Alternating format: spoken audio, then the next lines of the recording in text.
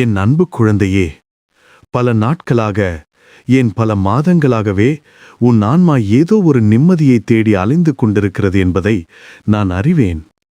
நீ இந்த செய்தியை இப்போது கேட்கிறாயென்றால் அதற்கு ஒரே ஒரு காரணம்தான் இருக்கிறது. நான் உன்னோடு பேச விரும்புகிறேன். உலகத்தின் இரைச்சல்களுக்கு நடுவே உன் மனதிற்குள் இருக்கும் அந்த மெல்லிய குரலை நீ கவனிக்க தவறியிருக்கலாம்.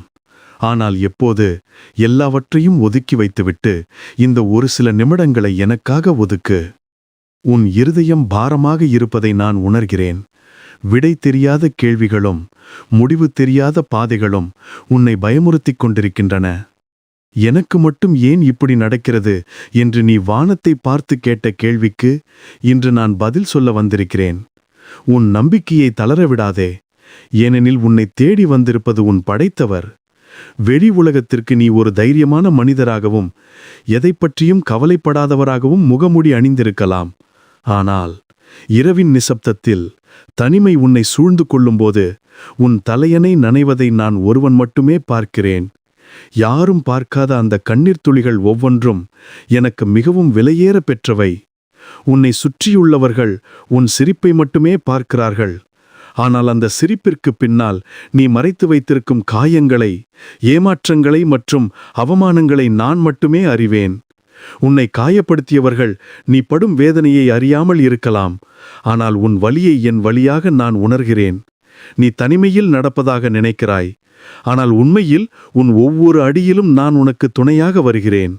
உன் இதயத்தின் ஆழத்தில் இருக்கும் அந்த ரணங்களை ஆற்றக்கூடிய மருத்துவர் நான் ஒருவனே.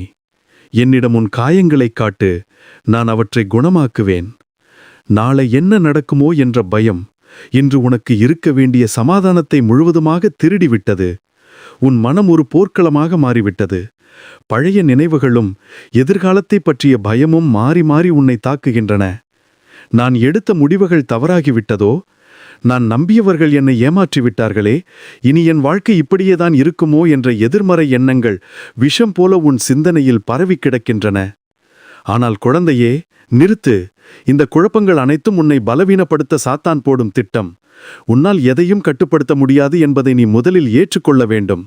ஆனால் அனைத்தையும் கட்டுப்படுத்தும் நான் உன் தந்தை என்பதை நீ மறந்துவிடாதே. உன் புத்தியால் எட்ட முடியாத உயரத்திற்கு நான் உன்னை கொண்டு செல்ல திட்டமிட்டிருக்கிறேன். உன் அதிகப்படியான சிந்தனையை நிறுத்திவிட்டு என் பாதத்தில் அமைதியாக அமர்ந்திரு. சில சமயங்களில் நான் மௌனமாக இருப்பதால் நான் உன்னை மறந்துவிட்டேன் என்று நீ தவறாக நினைக்கிறாய். உன் பிரார்த்தனைகளுக்கு உடனடியாக பதில் கிடைக்காததால் நான் உன்னை கைவிட்டு விட்டேன் என்று எண்ணுகிறாய். ஆனால் ஒரு தாய் தன் கருவில் இருக்கும் குழந்தையை எப்படி ஒரு நாளும் மறக்க முடியாதோ அதைவிட அதிகமாக நான் உன்னை நேசிக்கிறேன். உன் பெயரை கூட என் உள்ளங்கையில் நான் வரைந்து வைத்திருக்கிறேன். இப்போது நடக்கும் தாமதங்கள் எல்லாம் நிராகரிப்பு அல்ல, அவை உன்னை தயார்படுத்தும் காலங்கள். ஒரு பெரிய கட்டடத்தை கட்டுவதற்கு முன் அதன் அஸ்திவாரத்தை ஆழமாக தோண்டுவார்கள். அதுபோலவே உனக்கு நான் தரப்போகும் ஆசீர்வதிக்கப்பட்ட வாழ்க்கையை தாங்கிக் கொள்ளும் சக்தியை இப்போது உனக்கு கொடுத்து கொண்டிருக்கிறேன். நான் மௌனமாக இருக்கும் நேரத்தில்தான் நான் உனக்காக மிக அதிகமாக வேலை செய்து கொண்டிருக்கிறேன் என்பதை நீ விசுவாசிக்க வேண்டும். உன் குடும்பத்தை எப்படி நடத்தப் போகிறோம், இந்த கடன்களை எப்படி அடைக்கப் போகிறோம், பிள்ளைகளின் எதிர்காலம் என்னவாகும் என்ற பயம் உன்னை தூங்கவிடாமல் செய்கிறது. ஆனால் வானத்து பறவைகளை கவனித்துப் பார். அவை விதைப்பதுமில்லை, அறுப்பதுமில்லை, களஞ்சியங்களில் சேர்த்து வைப்பதுமில்லை. ஆனாலும் நான் அவைகளுக்கு உணவளிக்கிறேன். ஒரு சிறிய பறவையின் பசியையே நான் கவனிக்கும்போது என் சாயலில் உருவாக்கப்பட்ட உன்னை நான் பட்டினி போடுவேனா? உன் தேவைகள் அனைத்தையும் நான் அறிவேன். நீ கேட்பதற்கு முன்னரே உனக்கு என்ன வேண்டும் என்று எனக்குத் தெரியும். பணத்தை பற்றிய கவலையை விடு. இந்த உலகம் தரும் செல்வம் நிலையற்றது. ஆனால் நான் தரும் ஆசீர்வாதம் தலைமுறை தலைமுறையாக நிலைத்திருக்கும். அடைக்கப்பட்ட வாசல்களை பார்த்து அழாதே. உனக்கென்று நான் திறக்கப் போகும் வானத்தின் பலகணிகளை யாராலும் பூட்ட முடியாது. உன் குறைவுகள் அனைத்தும் என் ஐஸ்வர்யத்தினால் நிறைவாக்கப்படும். உன்னை நம்பி வைத்து கழுத்தறுத்துச் சென்றவர்களை நினைத்து உன் இதயம் கொதித்து கொண்டிருக்கிறது. உனக்கு நன்மை செய்தவர்களுக்கு பதிலாக தீமையே திரும்பக் கிடைத்தது என்று நீ ஆதங்கப்படுகிறாய். உலகம் ஏன் இவ்வளவு கொடூரமாக இருக்கிறது என்று நீ கேட்கிறாய். ஆனால் குழந்தையே, அந்த மனிதர்கள் உன்னை விட்டு விலகியது என் சித்தம். உனக்கு தகுதியில்லாதவர்கள், உன் எதிர்காலத்திற்கு தடையாக இருப்பவர்களை நானே உன் வாழ்க்கையிலிருந்து அப்புறப்படுத்தினேன். அவர்கள் உன்னை நிராகரித்ததை நினைத்து வருந்தாதே, அது உனக்கு கிடைத்த விடுதலை. அவர்களை மன்னித்துவிடு. பழிவாங்கும் எண்ணத்தை உன் மனதிலிருந்து எடுத்துவிடு, ஏனெனில் பழிவாங்குதல் என்னுடையது. உனக்கு இழைக்கப்பட்ட ஒவ்வொரு அநீதிக்கும் நான் பதில் கொடுப்பேன். நீ அமைதியாக இரு. உன் கசப்பு உணர்வை என்னிடம் கொடுத்துவிடு, அதற்கு பதிலாக என் தெய்வீக அன்பை நான் உனக்கு தருவேன். உன் எதிரிகள் வெட்கப்படும்படி நான் உன்னை உயர்த்துவேன். தங்கம் தீயில் புடம் போடப்படும்போதுதான் அதன் உண்மையான பிரகாசம் வெளிவரும். அதைப்போல நீ இப்போது கடந்து செல்லும் இந்த நெருக்கமான பாதை உன்னை அழிப்பதற்காக அல்ல, உன்னை பிரகாசிக்கச் செய்வதற்காகவே. நீ இப்போது சந்திக்கும் ஒவ்வொரு தடையும் உனக்குள் இருக்கும் வலிமையை வெளிக்கொண்டு வரவே அனுமதிக்கப்பட்டுள்ளது. சுலபமான வாழ்க்கை ஒருபோதும் ஒரு வலிமையான மனிதனை உருவாக்குவதில்லை. நீ இப்போது படும் கஷ்டங்கள் நாளை நீ சொல்லப்போகும் வெற்றி சரித்திரத்திற்கு தேவையான மூலப்பொருட்கள்.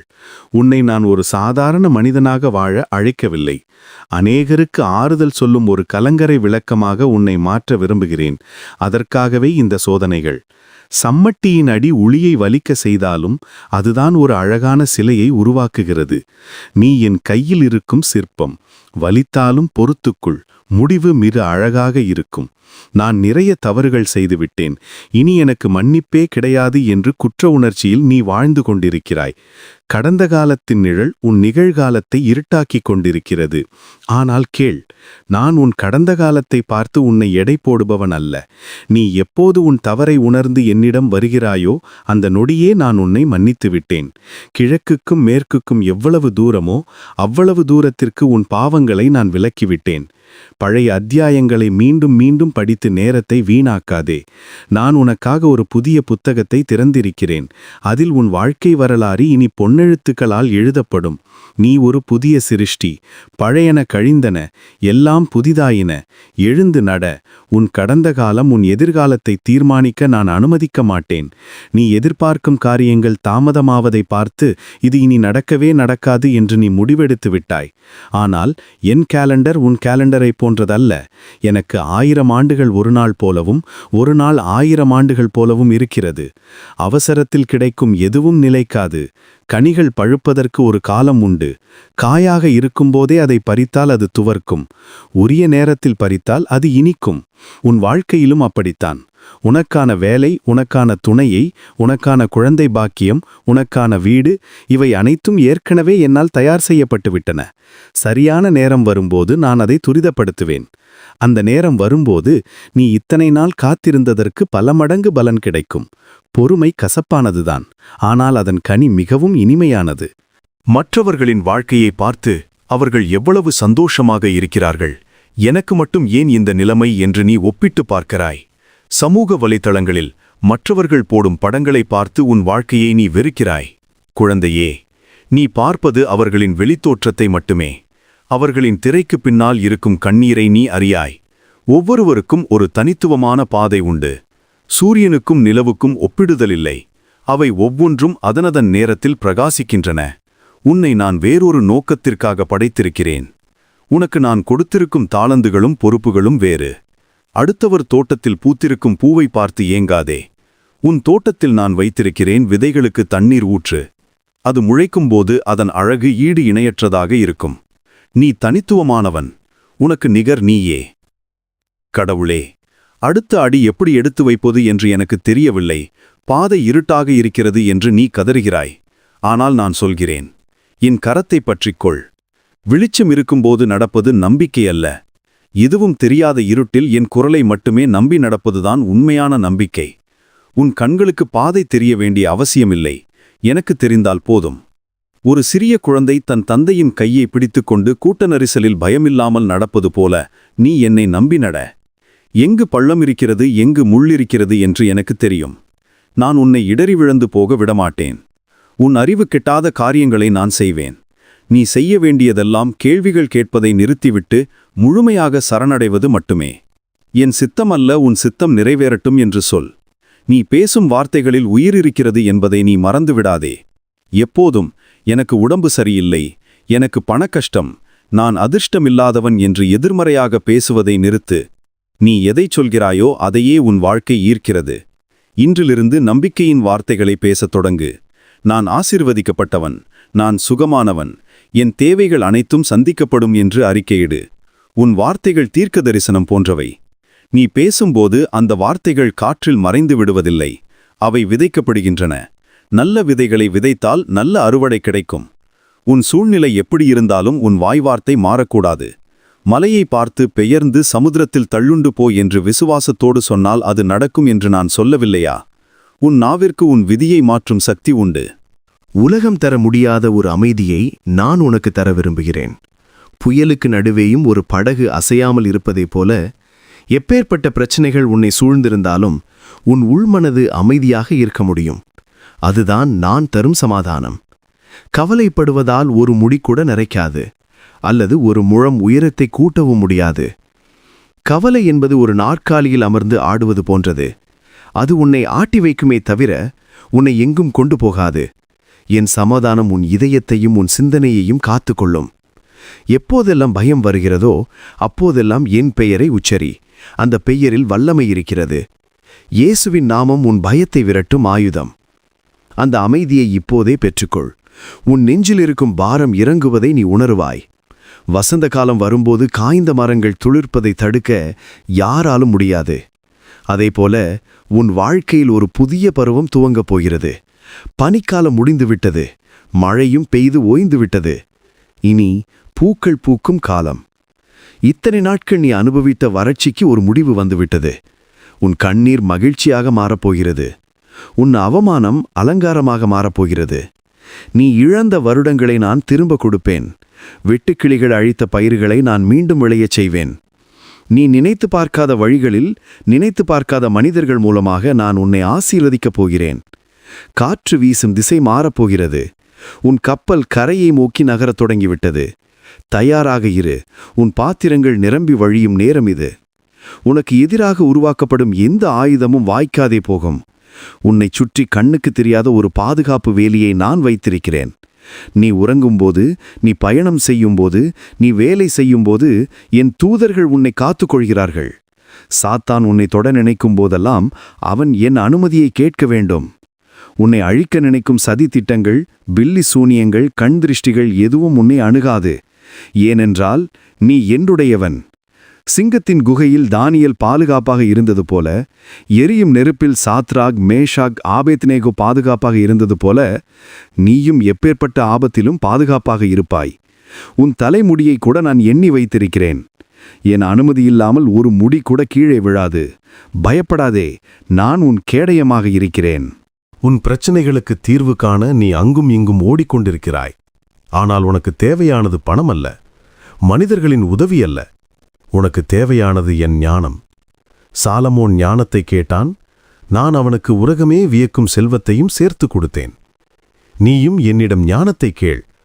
எந்த நேரத்தில் என்ன பேச வேண்டும், எப்படி முடிவெடுக்க வேண்டும், யாரை நம்ப வேண்டும் என்ற பகுத்தறிவை நான் உனக்கு தருவேன். என் ஞானம் உன் வாழ்க்கையை எளிதாக்கும். சிக்கலான முடிச்சுகளை அவிழ்க்கும் திறனை அது தரும்.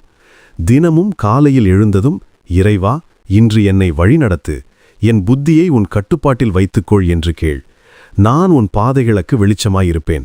உன் சொந்த புத்தியின் மேல் சாயாமல் என்னை முழுமையாக சார்ந்து கொள். இப்போது இந்த தருணத்தில் ஒரு முடிவெடு. இனி நான் சுமக்க மாட்டேன், என் தகப்பன் சுமக்கட்டும் என்று உன் மூட்டையை இறக்கிவை. இது ஒரு தோல்வி அல்ல, இதுதான் மிகப்பெரிய வெற்றி.